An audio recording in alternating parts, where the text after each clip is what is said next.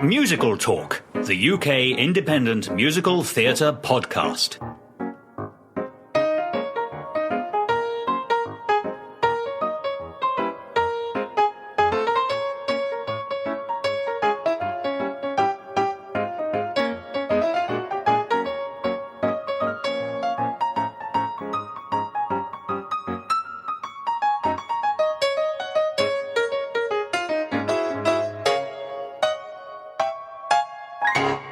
Hello and welcome to another edition of Musical Talk. I'm not Nick Hudson, but I know someone who is, and here he is. And I'm not Thos Ribbits. So now we know who we're not. Let's imagine who we might be. I'm Nick Hudson. Oh, right, and I'm still not Nick Hudson, but I am Thos Ribbits. That's exactly right.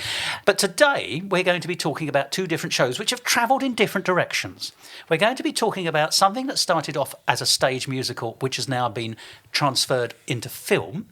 And we're going to talk about something that started off as a filmed television programme and has now made its way onto the stage as a musical. So it's two things going in very different directions in the world of musical theatre. And those things are Matilda, which, as you know, started off as a stage musical and is now a film, and people will get a chance to see that if they haven't already, and Only Fools and Horses, a long-running British sitcom, which has, for the last 3 or so years here in London, bearing in mind there was a 2-year gap because of COVID, been actually doing terribly well in the West End as a musical comedy.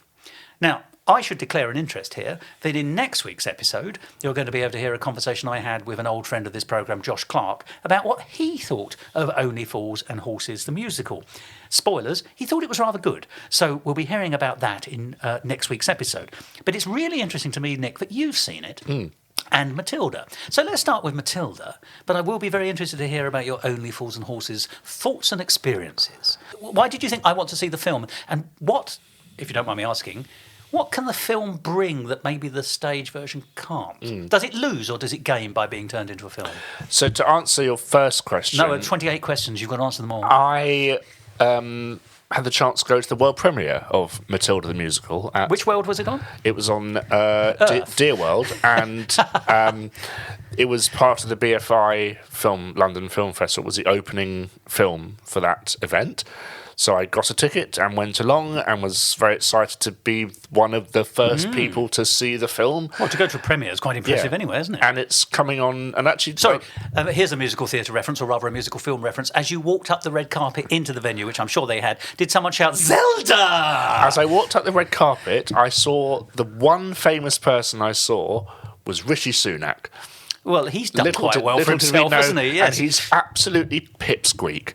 He is a small gentleman. He's very small. But then again, he's with the greatest respect, old chap, his career trajectory has been slightly improved over yours. How dare you? It was at the Royal Festival Hall, which is not a good venue for film. No, I wouldn't. Yeah, sure. I know they do film. Because it's an incredibly cavernous venue, so I look forward to watching it in my home. For a more intimate viewing, in a way. Where it won't have 3,000 people watching it. But I'm a big fan of the musical, and I will say, to sum up the film, it was as good as seeing the musical for the first time again, if you understand what I mean. Yes, I think I do. It was like a fresh beginning, but still with all the quality. And it was the same visceral feelings of emotion and excitement that I saw for the first time when I saw the show. Of course, the main difference for a lot of people is that the character of Miss Trunchbull is not played by a man in this production, in this film. It's played by Emma Thompson, who plays the role very well. She can sing, which is a big surprise, sort of. But she's a formidable actress. Yes, and what the film does, which the show can't do, which is... I'm going to be careful what I say here, but the reason they have Miss Trunchbull played by a bloke in the show is... Miss Trunchbull has to be big and overpowering and looming over everyone. It's also, I have to say, a long-standing British theatrical tradition. Yes, but it's not done as drag. They're very specific about that. Well, let's not get sophisticated here. It's not done as drag. I understand what you're saying there. But don't forget, there's different schools of drag. You know, pantomime dame is one form of drag, but it's very different from the RuPaul form of drag. I mean, I just briefly want to say this. You know, what is becoming known as drag in this country because of RuPaul's television influence does not reflect, in many cases, what would have been recognised as the drag traditions of the working class, which is a real throwback to British music hall of the late 19th century. So drag in itself is one word which actually covers lots of different traditions. So, but the concept of a man dressing up as a woman, obviously, but Shakespearean for goodness sake. Yeah. But it's more acceptable on the stage than it is in film, because films are by their very nature attempting to be more realistic normally. Would you say that's true for the film? What the film can do to get the portrayal of size for her is camera angles. Yes, of course. And presumably a slightly padded suit. Yes, lots of that going on. And she plays the role very well. Yeah. It's a performance. Yes. What was your question again, Thos? I was going to say, does the film... So often films have to try to be more realistic. They cannot be theatrical in the same way, and that sort of lends it to, It doesn't have the concept that the musical does, with everything being built around Scrabble tiles and letter blocks and things like that, obviously. But that is a stage conceit, isn't it? But it is the same director. It's Matthew Walsh's directing. It's Rob Halder in the costume and set design. It's... But it's a reimagining of the same text, but for film. But Dennis Kelly has written the screenplay, and a lot has been added, a lot has been taken away, which was the weird thing that did take me by surprise. Including songs, I bet. Cut songs, cut characters. Oh, right, okay. For example, Mrs. Wormwood, the mother, is an idiot, and she's only interested in, her ballroom dancing partner. And obsessive, I think. Yes, and they've completely cut that. Oh, right, okay. In the stage show in the book, Matilda has a brother. He's gone. So it's very much focused on, obviously a smaller family unit, which works well because you have more sympathy for Matilda because she doesn't have anyone to, she's so... Insular. Yeah. Isolated. But also, they open the world up a lot more. So, in the original book, in the first film, and now in the musical, the library is one location, a library. In this film, it's a mobile library, so it's a lake, it's a windmill, it's all these kind of wonderful, beautiful locations that get Matilda out of her house, out of her prison school, and to experience the true beauty of nature, which is what only you can do with film, I think. Yeah, well, I was going to say, can I ask, is that a figurative thing, that she reads the book and that takes her to the beautiful scenery that we find ourselves in? She's actually in... The library is a travelling library in a bus.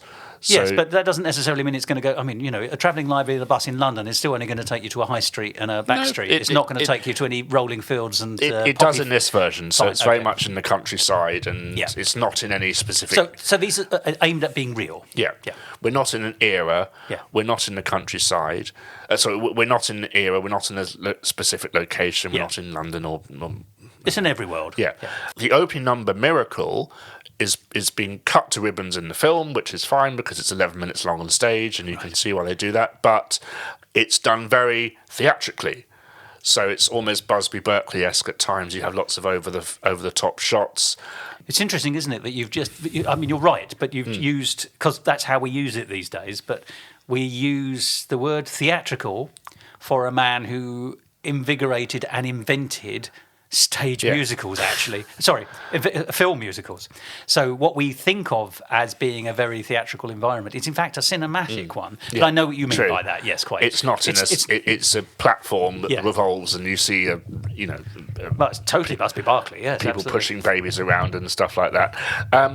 One of the odd things with the stage show is that for Miss Trunchbull, when she meets her, Matilda does her stuff, and Miss Trunchbull feels threatened. She just runs off, and that's it. We never hear of her again.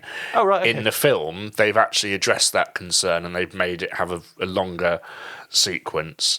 So there's a bit more of an apotheosis and an ending, whereas actually, that sounds a bit... It has to have some kind of closure, I suppose. It's a bit more film trickery going on than you can do on stage. Speaking of that, her, much like the book, her magical powers are introduced a lot earlier in the film, something they didn't do in the stage show, something they planned to do in the stage show in its very early version. So it's almost like you get the impression the creative team have had another chance to look At their earlier at the positions. earlier Yeah. versions, perhaps, and say, what can we put back into the film?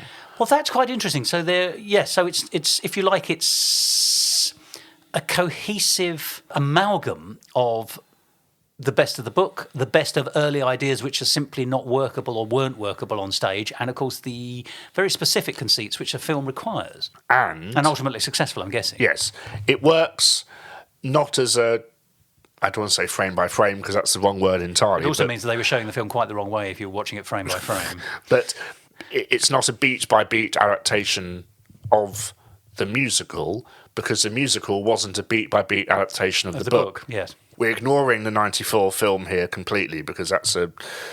That wasn't a musical, though. No, was it? That was but there's a lot of people thinking this film is a remake Ah. of... They're ruining my childhood by remaking this film. Why are they doing that? And this is a Netflix film, I will add, which is quite interesting because they've now bought the rights to Roald Dahl and stuff. Have they? So it's had a very, very good cast. As I said, Emma Thompson as Miss Trunchbull. Newcomer, an Irish, very sweet actress called Alicia Weir, playing the title role of Matilda. Lashana Lynch playing Miss Honey. Stephen Graham playing Mr. Wormwood, and Andrea Riseborough playing Mrs. Wormwood. But I like the fact that it was all the same people coming back to direct it. You know, it's very firmly Matthew Warchus' film.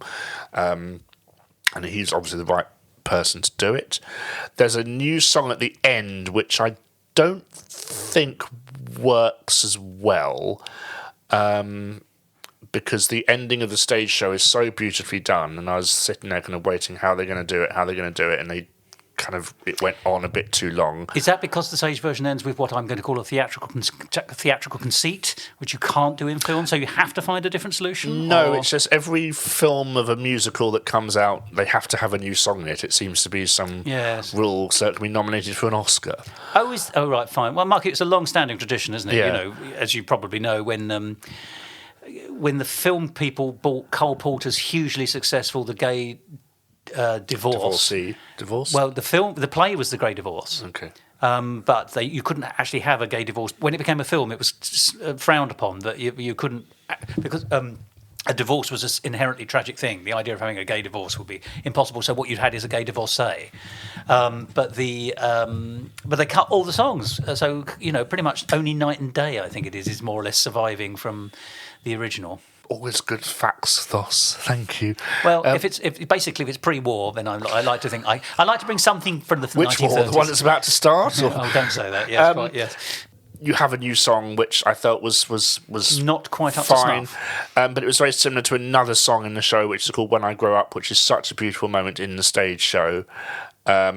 Still had somewhat of emotional impact in the film, but again they take a wonderful concept which in the stage show it's them sitting on swings and swinging over the audience, which is so beautiful and so simple.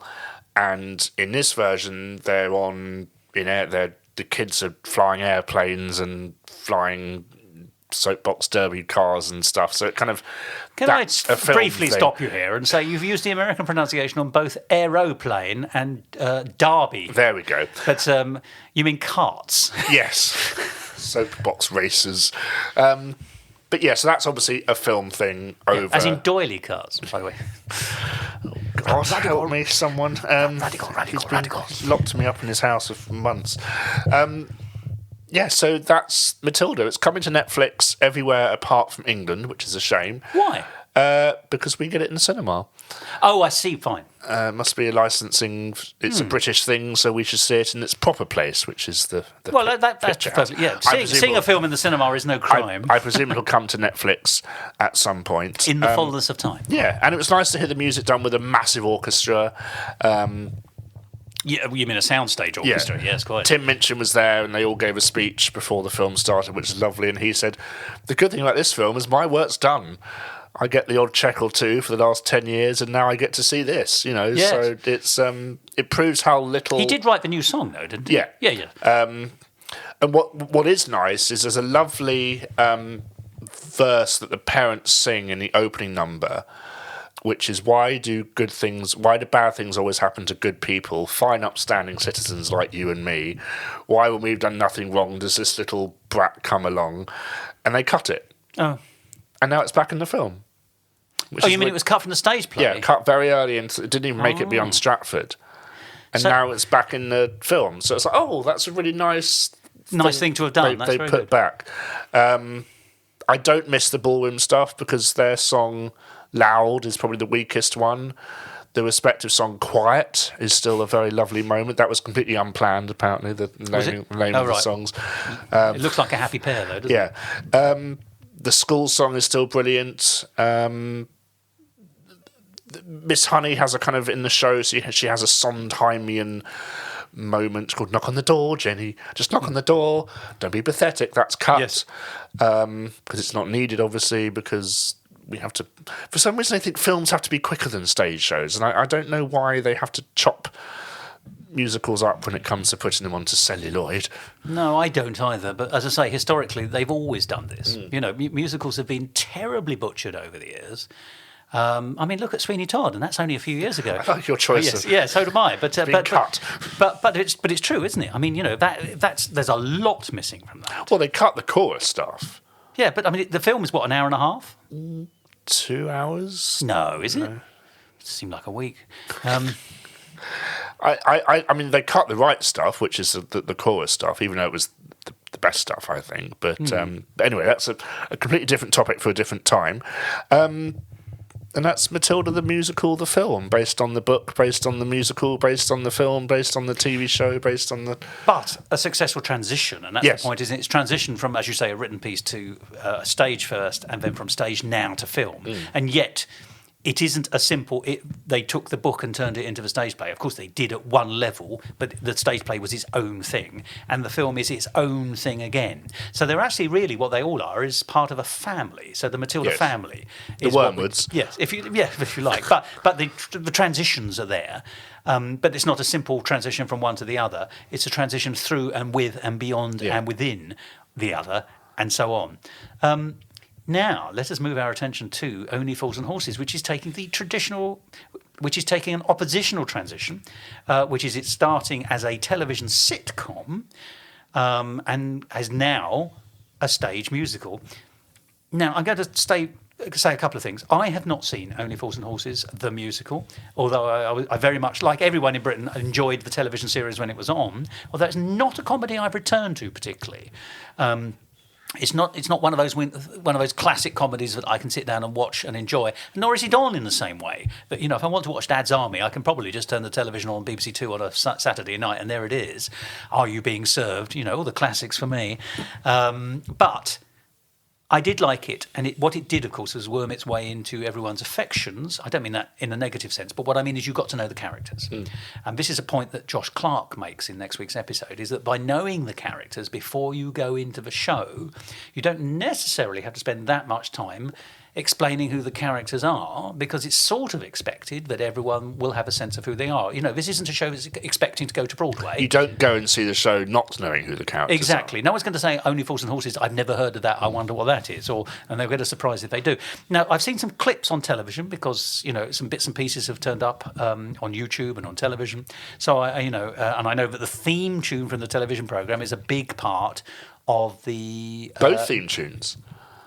There are two songs. There's... I'll Stick a Pony in My Pocket. And then there's Hooky Street, which is the ending song. Oh, I assume that was one song that was... No. Oh, and they combine them in counterpoint in the opening. I did not very know cleverly. that. In my head, that was always one song anyway. But my issue is... Yes. Sorry to jump No, ahead. I'm interested to know... I was just setting up my stall about how I don't know, so all I can do is ask you questions. What did you think of it? And explain your point. Doing something like that, the opening number, it serves no dramatic purpose whatsoever. No.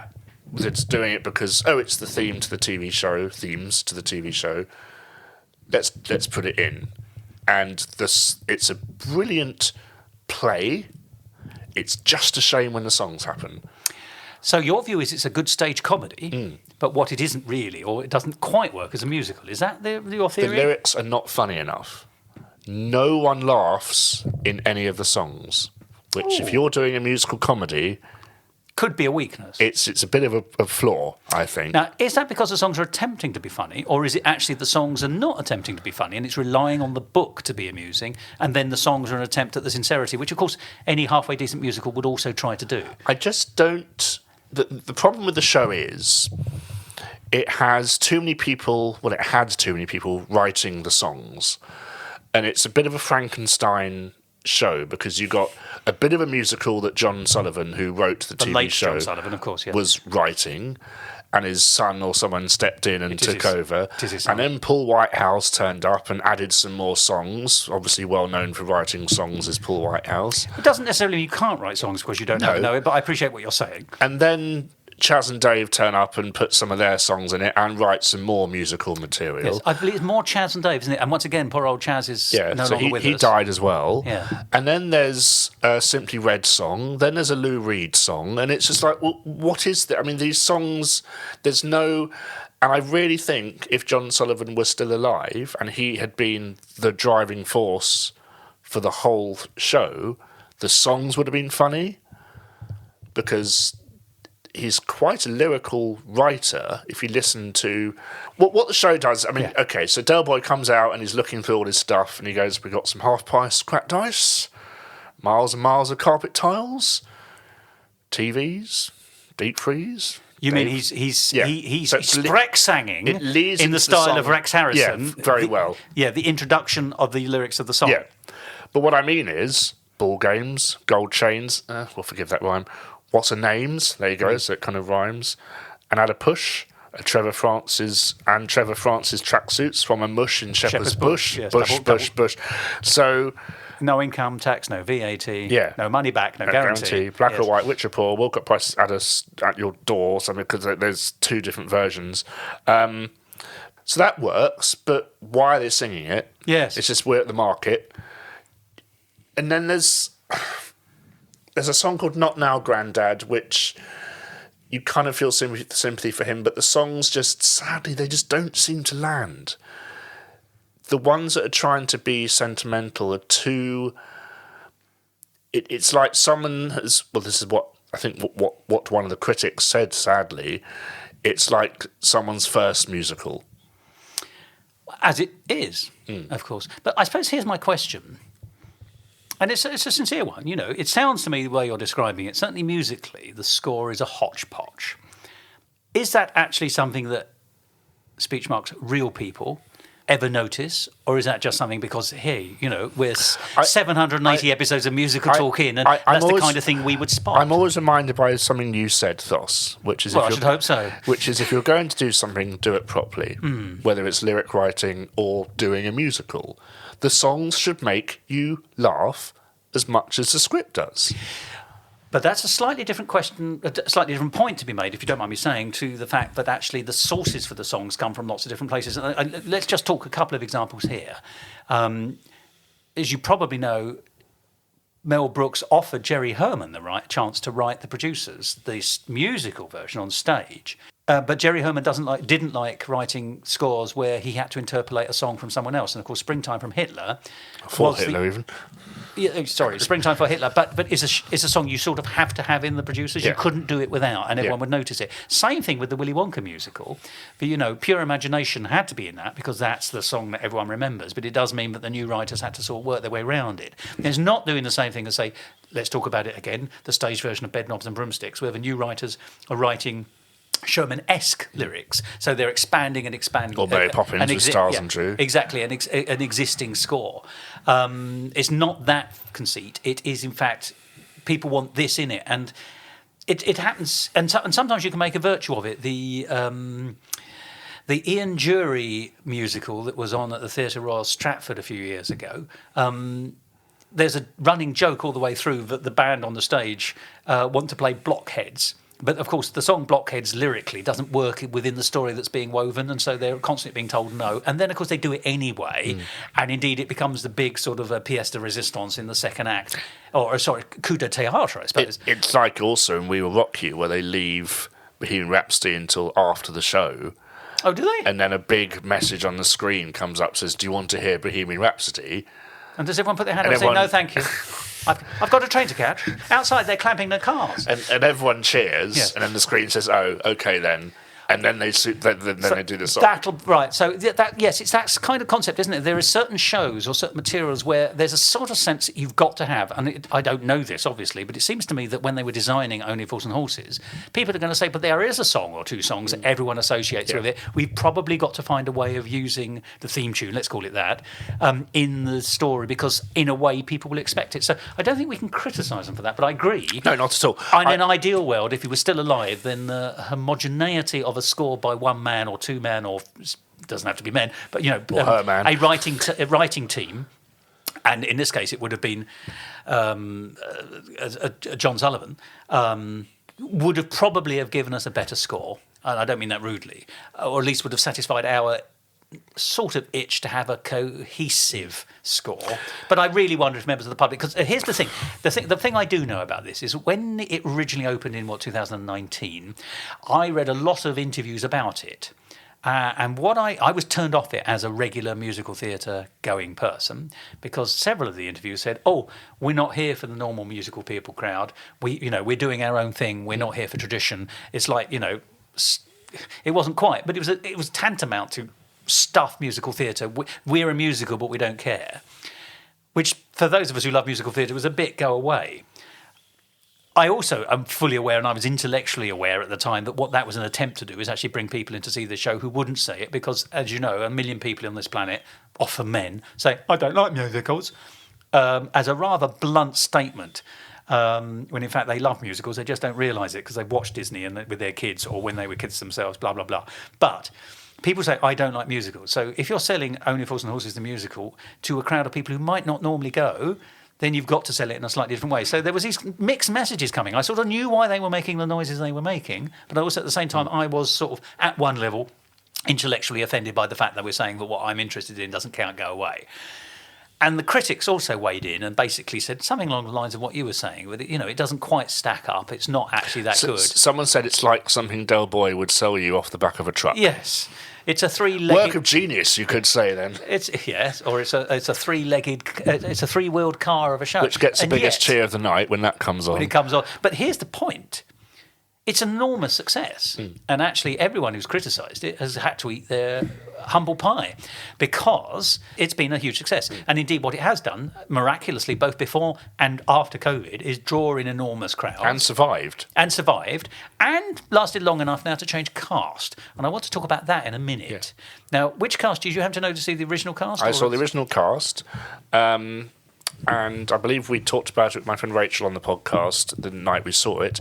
And we had to be very selective with our words, because sat behind me was Paul Whitehouse and Ricky Gervais. They were in the same bar as us, so we couldn't really rip it apart as much as we wanted to, but they're not here now, thank goodness.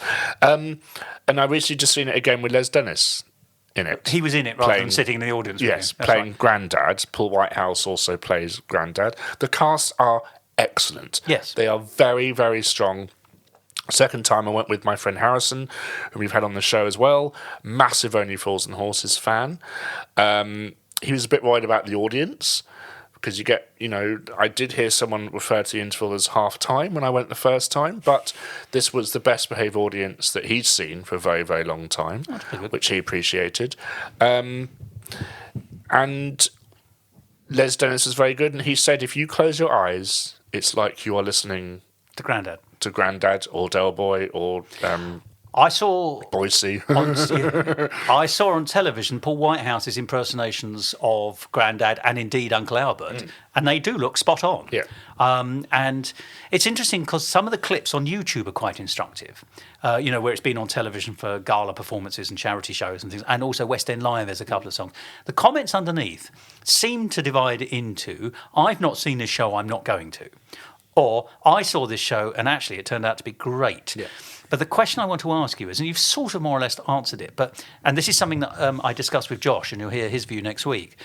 But when you go into a show of something which is fully established, particularly in the nation's affections, with a different cast but playing the same characters, there's always going to be a kind of nervousness, which is actually, are these performers going to be able to do it? And even when they do it well, which of course, by all accounts, this is the case, certainly for the original cast here. I can't say I've heard about the second cast, but you've assured me that sounds good too.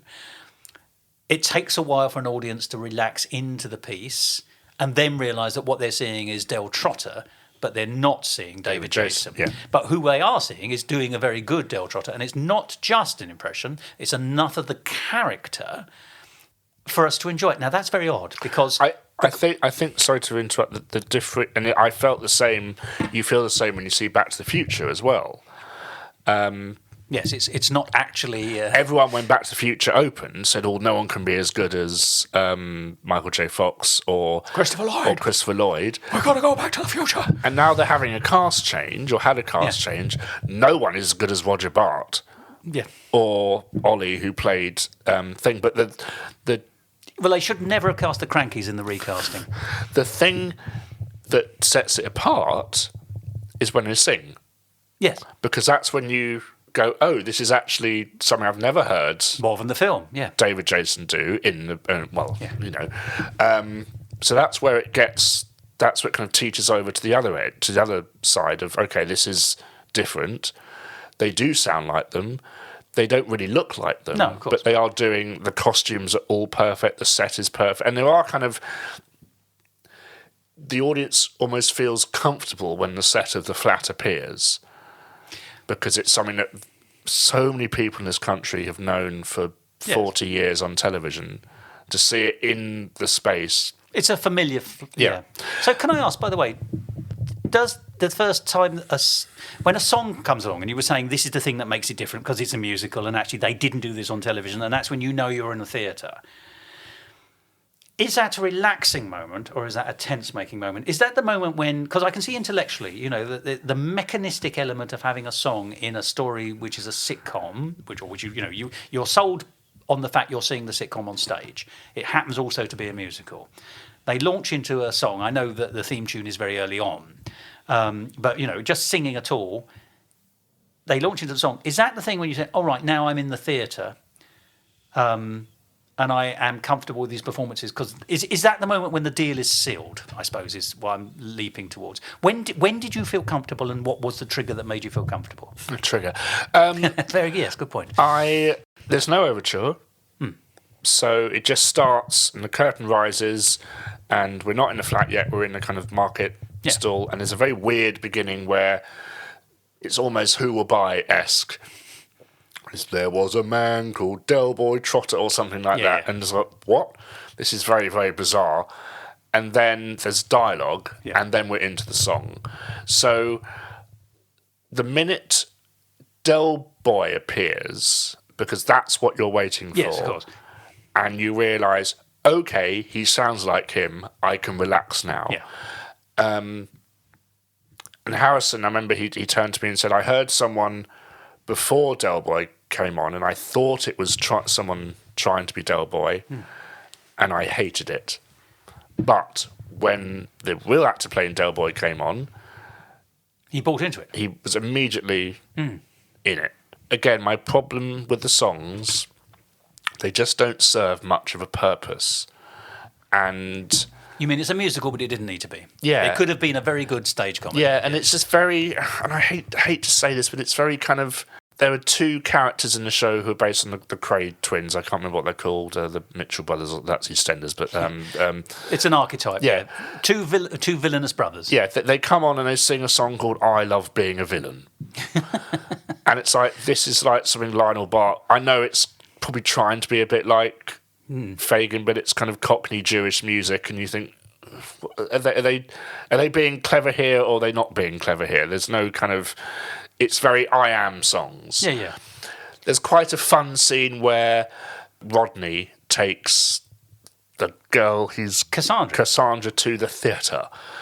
And they're going to see Phantom of the Opera, which is quite fun because it's the show that's playing over... A show within a show. A show that's playing over the road. And the chandelier gag, of course. Yeah. Yes, of course. Very clever. And... he ends up in the wrong box, so he's in one box and she's in the other. So they're kind of like little sketches and things, which is quite fun. But then there's a bit bit of a deal, bit of a real deal going on between the we like being villains, and Del Boy, and then Act 1 just ends with Bill Withers' "Lovely Day," and you think this is the most bizarre choice. But then, very cleverly, when it's handing over the money, this is where moments of genius come through. No money back, no guarantee. Yeah. So there are clever things, but the whole show ends with them singing a chorus of "This time next year we'll be millionaires." Where's that come from? That should be the opening. That should be... Well, that's the I Want song, isn't it? Yeah, so it's kind of very... It's too much, a bit of this, a bit of that, a bit, and... It's a hodgepodge again. Yeah, I think if it weren't based on the name, it wouldn't be a success. But the thing that gets when I first saw it, the thing that got the biggest applaud, and it's a thing people were waiting for because it is teased a lot, is him falling through the bar. And that's what people are there for. They couldn't give a toss about the songs. They just want to see the bits in the TV show. The greatest hits. Yes. But there's also... Sorry, I'm on my... Hobby horse. Carry on. My Derby racer now. Derby. We've established. There's quite a funny idea where the Roger Lloyd Pack character, Trigger, has a crystal ball from that his grandmother has, and he looks into it and sees Peckham in the future. And again, you have a kind of Who Will Buy-esque thing where someone comes out and sings about artisanal coffee shops. Basically, it's an observational and satirical take on where we are now, rather than where we were in the 80s where this is set. And you have that, and he says, "Gaze into my ball," he sings that, and then someone comes out and raps something, I can't work out what it is, and then it ends. It's like, there's a brilliant idea for a massive song and dance. It should have been a spectacular moment, yes, quite. And it lacks, the whole show lacks spectacular moments, because it's just it's almost like they're too embarrassed to make it a full-on musical. Well, in fairness, it takes us back rather to what they said in their interviews when it opened, actually, that they weren't interested in doing that. But it's a pity, I agree. Now, I've not seen it, so I can't express a view. Would you? Oh, yes, I think so. Because the flip side is, and I say, it's so interesting to hear different takes on the same material from different people, because next week, Josh... I disagree. Well, Josh will disagree with your position because he liked it overall and goes on to explain why. So I do hope people will stay and listen to that episode to get the other side of the same show. And we don't often get a chance to do that. I did enjoy it because I've seen it twice.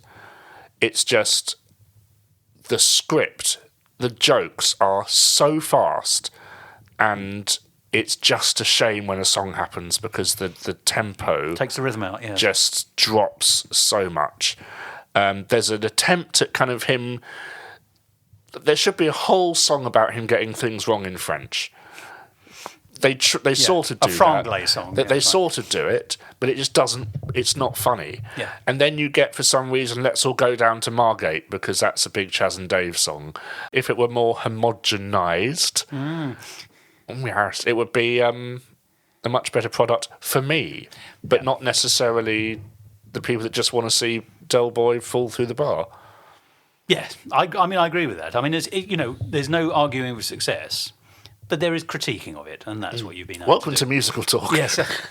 Well, no, but it is a successful new musical in the West End. I use new because of that opened in 2019. It is still essentially, with the COVID feels gap in the middle. new, but it's not. It's been on a lot longer than we think. Yes, of course. Also, it probably isn't going to inspire many other similar kind of musicals. I think it's a one-off in that sense. And also it's nice, and I hate to say this, to see a musical that is a purely British audience. Well, it's not going to bring the tourists in. I thought. No, and that's nice. Yeah, because everyone knows what they're going to get. They get it. Ironically, it makes the audience culturally homogenous. Yes. Yeah. How interesting. Yeah. And the most lovely bit at the end is when the ending song comes on, sung by John Sullivan, and it's very moving. Yes. Because, he would have loved the show, I think, possibly. His father, it's just a shame he wasn't around to see it done to his standard, probably, I would say. Well, I mean, you make an interesting point there. Funny enough, while you were saying all that, my brain was racing off in a different direction because I was thinking, what other sitcoms Gilbert and Sullivan. Well, usually that's just a throbbing thing at the back of the head. But the better than throbbing head at the back of the thing. But carry on. Fair enough. But I was just thinking, what if you were going to do In-Betweeners the musical? That would be my. I mean, it wouldn't be mine, but I'm just thinking of two very different musicals. If you did Dad's Army the musical, as a gentle musical, you would once again only get a British audience, I think, and it might tap into a slightly similar thing. If you were to Are You Being Served, of course, which is an enormous hit in America, then actually you could have a much more international. It's quite interesting, isn't it? That being a homegrown product doesn't necessarily mean that it's only appreciated by a homegrown audience. Look at Monty Python. Yes, or as we would say in this country, Monty Python. Yes. You used the American pronunciation. Of course I did. Of course, there's been a play of Some Mothers Do Have 'Em, which was a tour. I don't think I knew that. Can't think of any other Sitcom musicals. I know there's Friendsicle, which was the unofficial Friends one. Yeah, and is a spoof in a way, Yeah. isn't it, as well?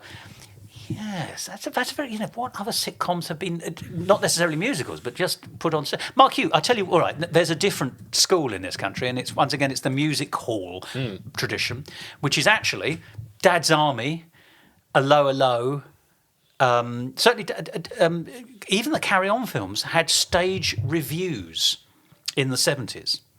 So you could see Carry On London, which was a stage review which took several of the Carry On cast, and they basically sang songs. If you went to see the Dad's Army musical, it was a review. And the recordings of it are very interesting in the sense that you've got Arthur Lowe singing the Dad's Army theme, because someone at the same stage just had the same argument as they did for Only Fools and Horses, but just 50 years ago, thinking, what's the song you've got to have the theme tune in it.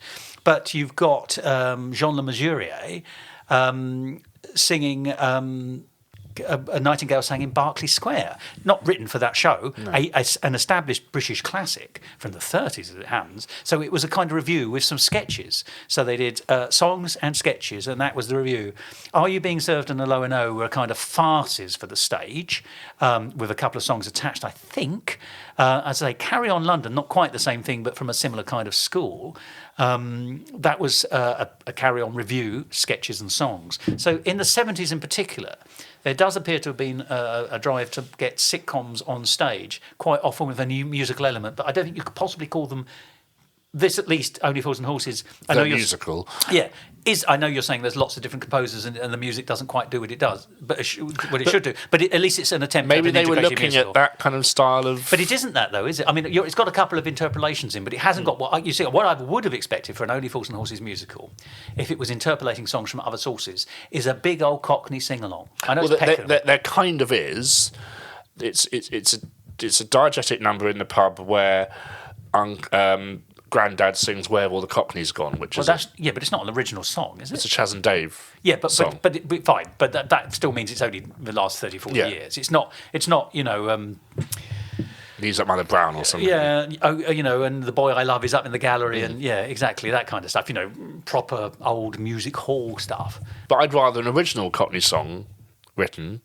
You mean a new one? Yeah. Yeah. That served the story, as opposed to just being let's have a Cockney knees up number.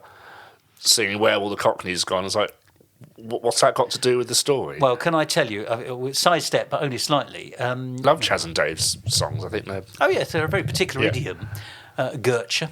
But you've just reminded me now that in Noel Coward's last musical, which was called Sail Away in 1961, which is important for a couple of issues because it was his last musical. Elaine Stritch was the star.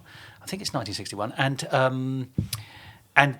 there's a last-minute cut where the soubrette and the ingenue, which are normally two different characters historically in musical theatre, were combined at the last minute. 1963. Well, thank you very much indeed. That makes sense. Oh yes, that's right. First performance 1961.